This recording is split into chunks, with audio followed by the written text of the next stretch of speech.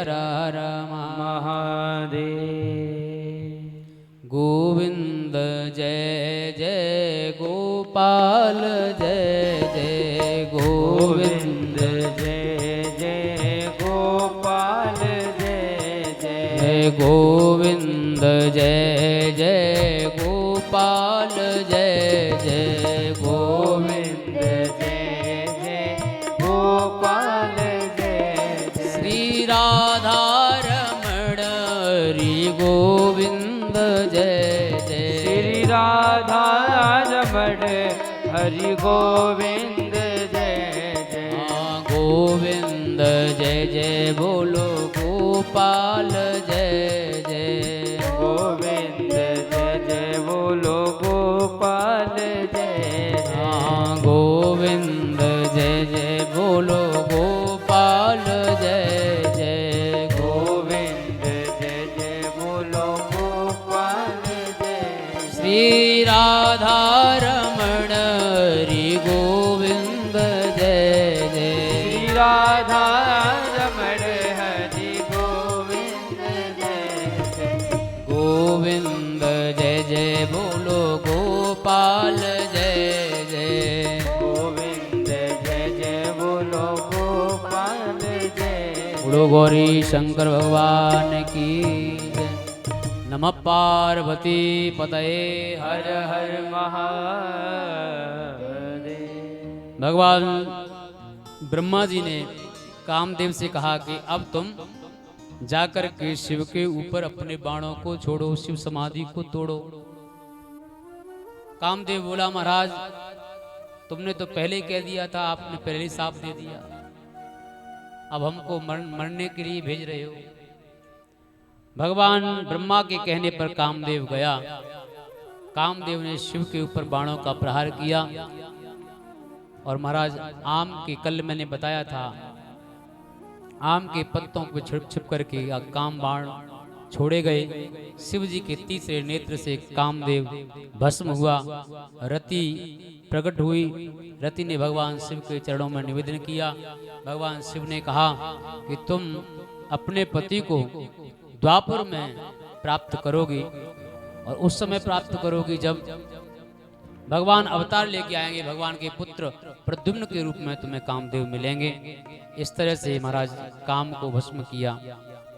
सती चरित्र को सुनाया है।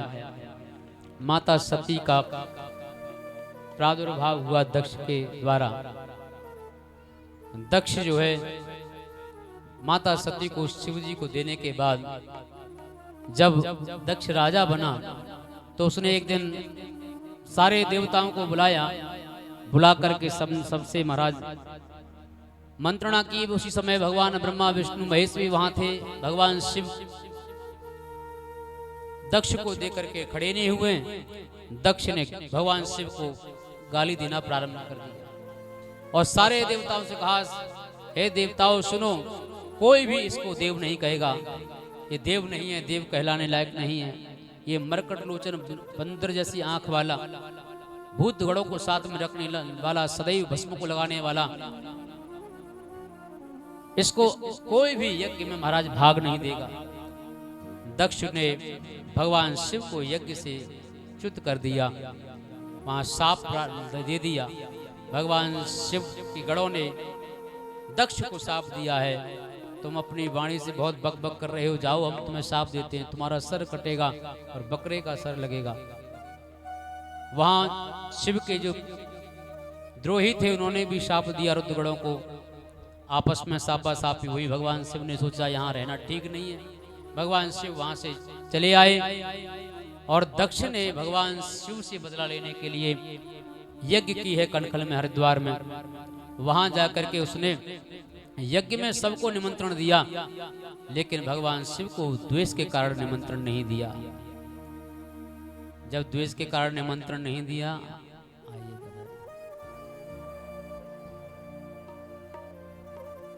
आ जाओ आ जाओ आ जाओ इधर आ जाओ।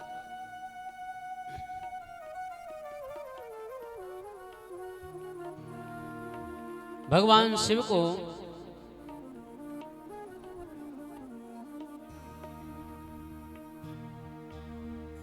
आजा थोड़ा।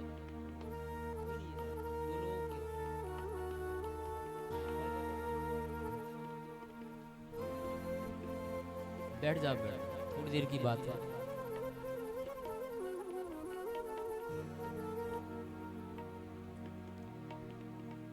बोलो गौरी शंकर भगवान की जय। सबको निमंत्रण दिया, जब शिव जी को निमंत्रण नहीं मिला, माता सती ने देखा जब देवता लोग यज्ञ में जा रहे थे, सब भगवान शिव के कैलाश पर्वत से ही होके जा रहे हैं। माता सती ने निवेदन किया, हे भोलेनाथ, आपके ससुर के यहाँ पर यज्ञ हो रही है, आप कृपा करके हमको लेके वहां चलिए ना। शिव जी ने अब तक जो दक्ष ने जो अपमान किया वो अब तक अपनी पत्नी सती को नहीं बताया था, लेकिन जब सती बार बार कहने लगी तो भगवान शिव ने सोचा कि आज बताना पड़ेगा। भगवान शिव ने कहा, देवी तुम्हारे पिता मुझसे बैर करते हैं, और जो व्यक्ति बैर करे उसके घर नहीं जाना चाहिए, चाहे कोई भी क्यों ना हो। माता सती ने कहा, कुछ ऐसी जगह हैं जहां जाना चाहिए। शिव जी ने कहा, तुम्हारे पिता ने तो हमें बैर के नाते निमंत्रण भी नहीं दिया, तो क्या हुआ प्रभु? शास्त्र कहता है कि पिता के यहाँ, गुरु के यहाँ, बहन के यहाँ, बेटी के यहाँ बिन बुलाए भी जाना चाहिए। आवत ही हर से नहीं, नैनन नहीं सने,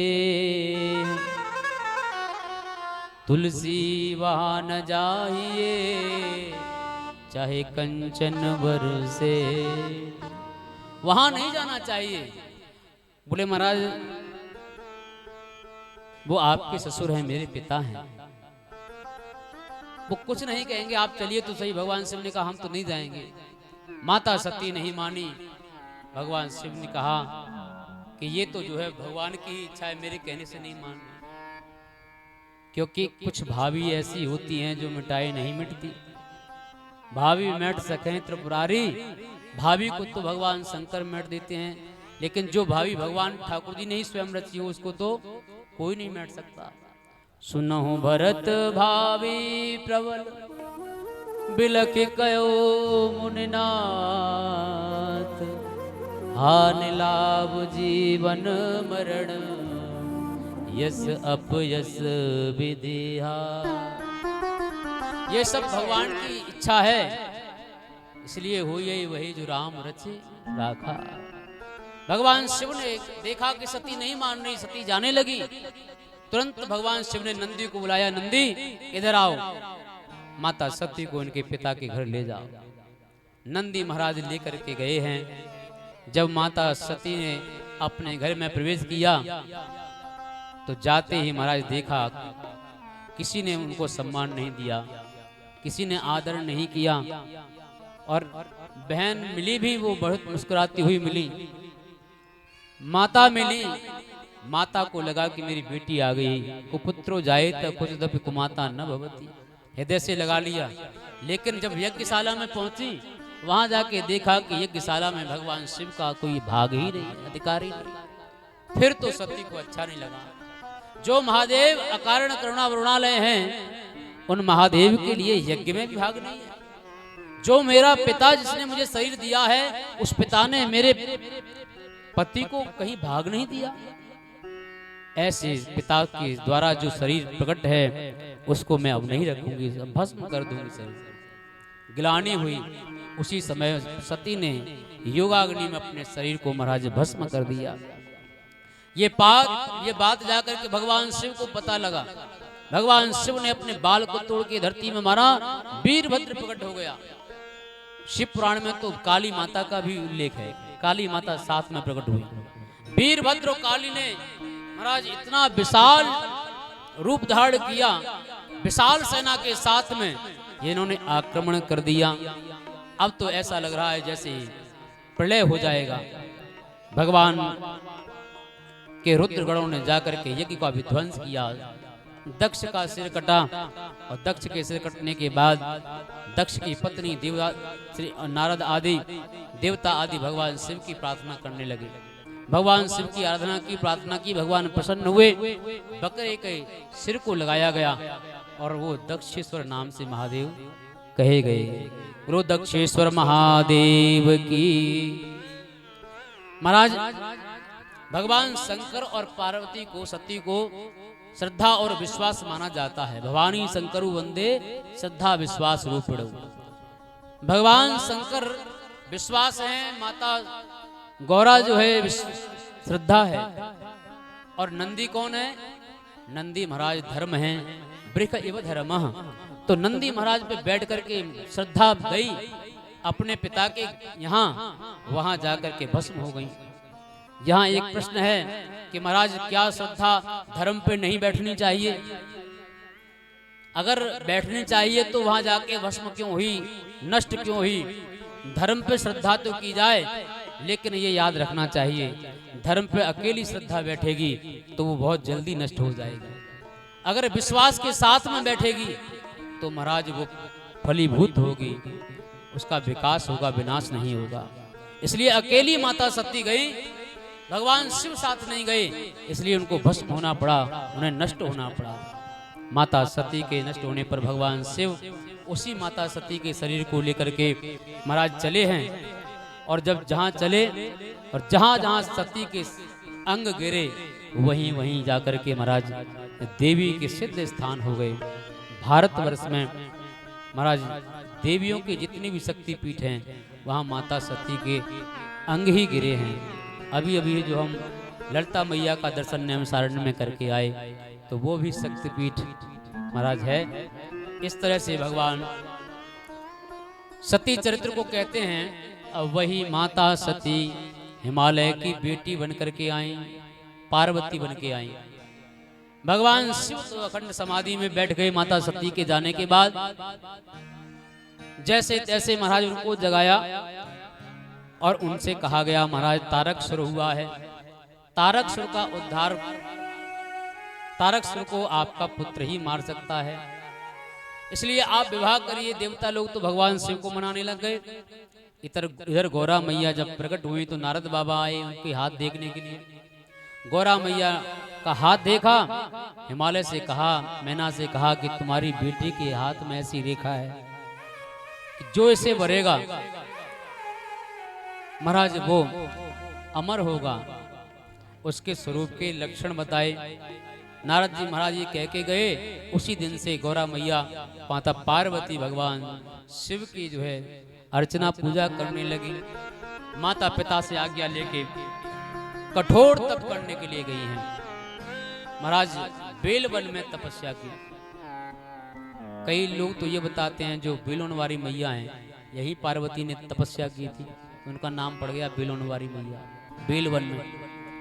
तो इस तरह से माता ने जब तपस्या की तो पत्ते खा के तपस्या की, उनका नाम अपर्णा पड़ गया। देवता आए, ऋषि मुनि आए, कई तरह से प्रयास किए गए उनको किसी तरह से महाराज वो मान जाएं, शिव से विवाह न करें। तब भगवान ने परीक्षा ली और परीक्षा में गौरा मैया पास हुई। इधर सारे देवता भगवान शिव के पास आ गए। शिव से कहा आप जो है प्रभु भोलेनाथ शादी करिए। भगवान शिव को मना लिया। शिव तैयार हो गए शादी के लिए, और शिव तैयार हुए तो शादी के लिए भगवान श्री हरि ने कहा प्रभु आप जो है तैयारी कीजिए। क्या करें तैयारी? भगवान भोलेनाथ से कहा। भोलेनाथ ने कहा महाराज क्या तैयारी करें? बोले कार्ड वार्ड छपवाओ और श्रृंगार के लिए तैयारी को महाराज दावत बाबित भी होगी। शिव जी बोले महाराज हमारा किसी से कोई नाता नहीं, नाता एक राम जी से दूजा नाता तोड़ दे। भगवान शिव का नाता तो केवल भगवान से। बोले हमारा कोई संबंध नहीं, कार्ड छपवाने की कोई जरूरत नहीं। बोले तैयारी तो करनी पड़ेगी। तो बोले तैयारी की भी कोई जरूरत नहीं है, क्योंकि महाराज सारा श्रृंगार हमारे साथ ही है। और श्रृंगार किसका? बोले भस्म का, सांप का, बिच्छू का, कातर का, यही सब श्रृंगार किया आपने। श्रृंगार का गोस्वामी तुलसीदास जी ने बहुत सुंदर वर्णन किया। वो हमारा थोड़ा सा भाव भी अभी नहीं बनना। तो तैयारी होके भगवान शिव जो है बारात लेके चले हैं, बारात लेके आए हैं। शिव जी जो है साथ में देवता भी हैं, अपशकुन भी हैं और वहाँ भूत प्रेत भी साथ में गए हैं। भगवान शिव सबको लेकर के बारात लेके विष्णु के साथ गए। जब हिमाचल नगरी पहुंचे तो वहां जाकर के महाराज वहां के जितने भी वासी थे वो देखने के लिए मन में उत्साहित हुए। गांव के छोटे छोटे बच्चे पहुंचे हैं, देख करके डर गए, आके भाग भाग के आए अपने घर में। आके कहा महाराज जल्दी दरवाजा बंद करो। क्यों? बोले महाराज ऐसी बारात है, आपने आज तक नहीं देखी होगी, बारात नहीं वो तो बराता है। माता गौरा को पता लगा, मैना को पता लगा, नारद जी महाराज प्रकट हो गए। नारद जी ने कहा ये शादी तो हमने ही करवाई है, बृहस्पति तो हम ही हैं, तो क्यों ना महाराज माता का सहयोग करना चाहिए। गौरा मैया मैना मैया के साथ में गए, मैया हम भी चल रहे हैं आपके साथ। क्यों? लो आपका परिचय कराएंगे। परिचय कराने के लिए जब चले तो सबसे पहले महाराज वहां इंद्रादि देवता मिले। इंद्र ने कहा कि ये क्या कर रहे हो महाराज? इंद्र को देख करके मैना ने कहा कि यही हमारे दामाद होंगे। दीपक जलाने लगी, मना कर दिया महाराज ये नहीं है। क्यों? बोले ये तो तुम्हारे इंद्र दामाद के नौकर चाकर है। वायु को, अग्नि को, सबको देख करके मैया ने पहले तो यही सोचा कि यही होंगे। बाद में भगवान शिव के पास पहुंचते हैं। शिव जी महाराज नंदी पे बैठ गए उल्टे। नंदी को देख करके मैना मैया ने कहा भैया उल्टे क्यों बैठ गए? बोले हमारे यहाँ ये प्रथा है कि सबसे पहले दूल्हा की पूजा से पहले नंदी की पूजा होती है। और सच बात यह है कि इस संसार से जुड़ने से पहले हमें धर्म की पूजा करनी चाहिए, कि बिना धर्म की पूजा किए हम संसार से जुड़ेंगे तो निश्चित है हमारा पतन हो जाएगा। भगवान शिव ने नंदी की पूजा करवाई और जैसे ही नंदी को घुमाया तो देख करके महाराज मैना डर गई। थाली को फेंक दिया, दीपक को फेंक दिया और जल के लोटे को फेंक दिया। भगवान शिव के गणों ने कहा महाराज शादी तो हो गई, अब लौट लो। क्यों? बोले हमें लगता है कि अब शादी नहीं होगी। मैना मैया ने तो सब फेंक फांक के भाग गई। शिव जी ने कहा अपने अपने देश की अपनी अपनी रिवाज होती है, शायद यहाँ ऐसे ही हमारा सम्मान किया जा रहा है। बोले ये सम्मान नहीं है महाराज, ये आपका अपमान किया है। कैसे? बोले जल का लोटा भरा फेंक दिया है, दीपक बुझा दिया। बोले ये सम्मान ही है हमारा। कैसे? बोले दीपक इसलिए फेंक दिया मानो गौरा मैना मैया कहती हैं जिसके सिर पर स्वयं साक्षात चंद्रमा विराजमान है वो दीपक क्या करेगा? एक लोटा जल क्या करेगा जिसके साक्षात गंगा मैया सिर पे विराजमान है? इस तरह फेंक के भाग गई। शिव जी महाराज अंदर गए हैं। नगरी में बारात चढ़ी और बारात में महाराज सुंदर स्वागत किया गया। बारातियों को देख करके महाराज मैना के जितने भी रिश्तेदार थे सब डर गए। महाराज ये तो भूत प्रेत साथ में आए हैं, कैसा दूल्हा हमने पहली बार देखा। खैर स्वागत सत्कार हुआ, भामर पढ़ने के लिए तैयार हो गई। ब्रह्मा जी ने स्वयं भगवान शिव का विवाह पढ़ा और जब ब्रह्मा जी ने विवाह पढ़ा, शिव पुराण में ऐसा लिखा है कि माता पार्वती का एक अंगूठा देखा ब्रह्मा जी ने, वो इतना सुंदर था कि ब्रह्मा जी वहां भी मोहित हो गए।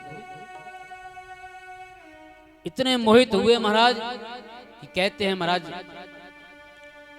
बहुत आगे तक बात बढ़ गई। ब्रह्मा जी को देख करके भगवान शिव बोले ब्रह्मा जी तुम्हारी बुद्धि मारी गई है। ये जगत जननी माता इनके अंगूठे को देख करके तुम्हारे अंदर काम प्रकट हो गया। इसके बाद ब्रह्मा जी ने जब शाखोच्चार किया तो महाराज शाखोच्चार में 3 पीढ़ियों का नाम लिया जाता है। तो कहा महाराज ब्रह्मा शंकर से कहा कि अपने पिता का नाम बताओ। शंकर जी ने कहा हम ही हैं, हमारे पिता, हमारा पिता कोई नहीं है।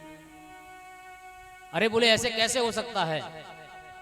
फिर भी तो बोले महाराज अगर आप नहीं मानते तो कोई बात नहीं है, ब्रह्मा जी को मान लो, ब्रह्मा जी सृष्टि करते हैं, वैसे सबके पिता तो हम ही हैं।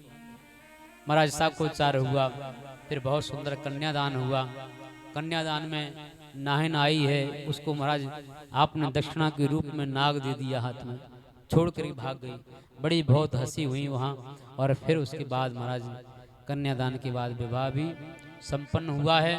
बहुत स्वागत सत्कार किया गया भगवान शिव के बारातियों का, भगवान का। और फिर उसके बाद आंखों भरे नेत्रों से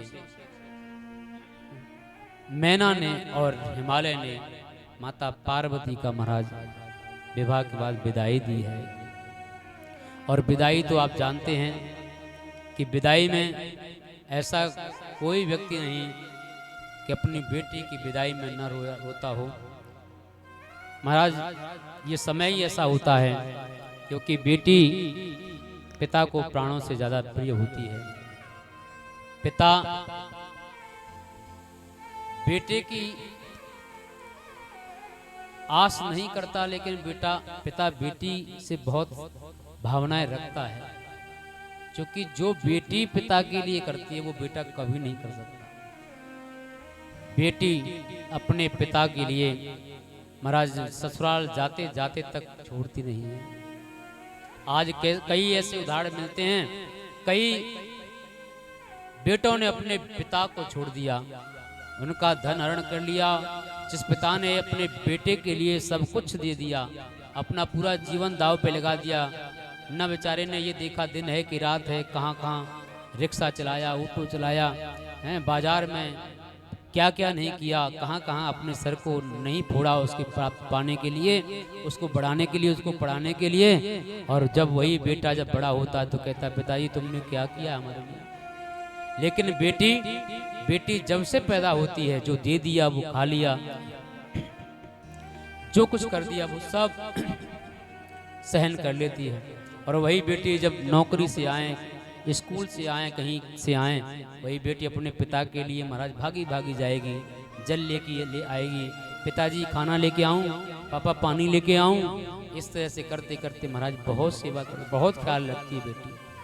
और जब बेटी की विदाई की जाती है महाराज, जिस जगह संबंध कर दिया जाता है उस संबंध को ही निभाती है। कभी नहीं कहती हमें ये कर दो, हमें वहाँ पहुँचा दो।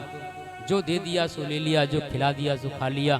कभी अपनी मन की बात नहीं रखी कि पिताजी हमारे साथ में ये कर दो। और जब वही बेटी घर से विदा होती है तो बंधुओं विदा होकर के महाराज वो बेटी जब पिता की तरफ देखती है तो उस समय कितना भी बड़ा ज्ञानी क्यों न हो, उस बेटी से पिता नजर नहीं मिला सकता। विदेह राज जनक जैसे राजा भी जब माता जानकी को विदा करते हैं, जिनके यहाँ स्वयं सुखदेव जी महाराज ब्रह्म ज्ञान प्राप्त करने के लिए गए, जिनके यहाँ बड़े बड़े ज्ञानी ब्रह्म ज्ञान प्राप्त करने के लिए जाते थे, ऐसे विदेह राज जनक भी जब माता जानकी को विदा करते हैं तो वो भी अपनी आंखों के आंसू नहीं रोक सके, क्योंकि बेटी होती ही ऐसी है। बेटी जब विदा होती है तो अपने भाई के पास जाके हाथ जोड़ के कहती है भैया मेरे पिताजी से, पापा जी से, बाबूजी से कुछ कहना नहीं। अगर कभी तुम्हें ऐसा लगे कि मेरे पिता ने कुछ कहा है तो मुझे फोन करके कह देना, पर मेरे पिता से कुछ मत कहना। और बड़ी मुश्किल से विदा होती है साहब, सब कुछ छोड़ के जाती है। अब इसके बाद उसे सुख मिलेगा कि नहीं मिलेगा, क्या होगा कुछ पता नहीं। छोड़ के जाती है। फिर वो अधीर पिता न चाहते हुए भी संसार के नियम को निभाने के लिए उस जिगर के टुकड़े को महाराज विदा कर देता है। जैसे हिमालय ने और मैना ने माता पार्वती को विदा किया। बंधुओं विदा करने के बाद भगवान शिव माता पार्वती को कैलाश पे लेके आए। श्री सूत जी ब्रह्मा जी कहते हैं माता के जाने के बाद, माता जब जा रही थी, माता पार्वती को अरुंधति ने बहुत सुंदर उपदेश भी दिए हैं। उन्होंने कहा बेटी जब तुम ससुराल जाना, वहां ससुराल जाकर के अपने पति को ही भगवान मानना। हे बेटी पति से बढ़ के दुनिया में कोई नहीं है। पति ही भगवान है, पति ही इष्ट है, पति ही आराध्य है, पति ही सब कुछ है। फिर कुछ नियम बताए हैं। पति के जागने से पहले जगना चाहिए, पति के झूठन को कभी नहीं खाना चाहिए, पति के साथ जो माताएं भोजन करती हैं वो अपराध करती हैं, ऐसा नहीं करना चाहिए। क्योंकि पति का झूठन तो हम खा सकते हैं, लेकिन अपना झूठा पति को कभी नहीं खिलाना चाहिए। बहुत सुंदर उपदेश हैं, उन उपदेशों को मैं कहूँ तो शायद 2 घंटे लग जाएंगे, इतना सुंदर उपदेश दिया है। भगवान शिव माता पार्वती कैलाश में विराजमान हुई। भागरथा विव संप्रक्तो भागरथा प्रतिपत्तये जगतः पितरौ वंदे पार्वती परमेश्वरौ।